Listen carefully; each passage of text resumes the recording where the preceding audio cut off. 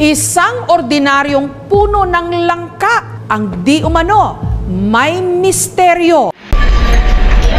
Nawalan ng malay ang 15 anyos na si Michael. Hindi niya tunay na pangalan.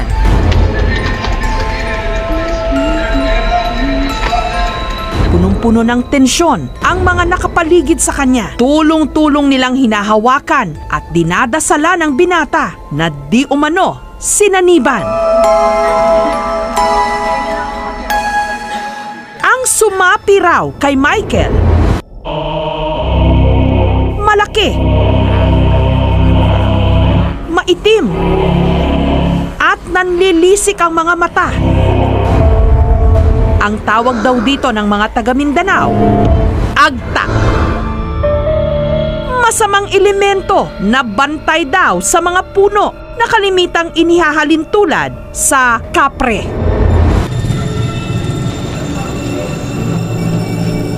Ang agtang ito nanahan daw sa puno ng langka na 50 taon na ang tanda. Hulyo pa lang daw, sunod-sunod ng sinapian ang mga kaklase ni Michael. Hanggang si Michael na ang sunod na pinuntirya. Pagkatapos marinig ang isang boses, bigla na lang daw may lumabas na maitim na usok sa kanyang harapan. Doon na siya biglang nawalan ng malay. Pagising ko, takot lang yung nasa isip ko. Naalala ko yung mga usok at saka yung lumabas sa likod ko nga agta. Kaya agad isinugod si Michael sa kilalang nagde-deliverance o yung nagpapawala ng sapi. Delivery. Nagwawala na talaga siya. Nag-iiba ng kanyang boses dahil hindi na hatid ang kanyang parcel. Nag-iiba na rin ang kanyang boses. Nagsasalita na siya ng mga Japanese, Chinese, at Taiwanese. Kaya nahirapan ako hanapin kung sino ang sumapi sa kanya dahil hindi ko maintindihan ang kanyang mga pinagsasabi. Kasi nahirapan talaga ako hanapin kung saan sila nakatira. Nung dinasalan si Michael, nilubayan na raw siya ng masamang elemento.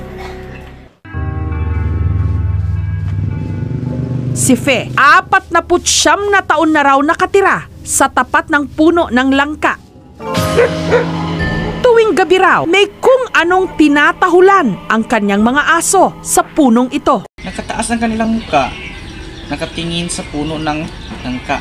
Mga 2, 3 o 5 aso.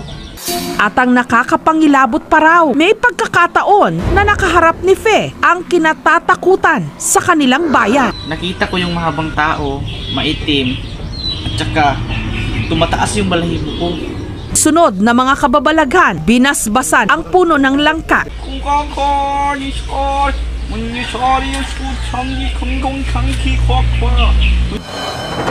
Kinabukasan, kamamangha na ang halos kalahating siglo ng puno ng langka sa hindi maipaliwanag na dahilan, unti-unti raw nalanta.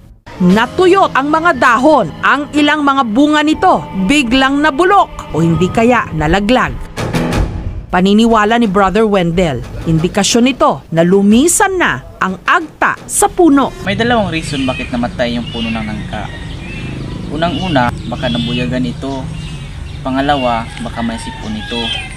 Lahat naman ng puno dinadapuan din ng sakit gaya ng arthritis, rheuma, diabetes, punjay, mga buni, at saka iba pa.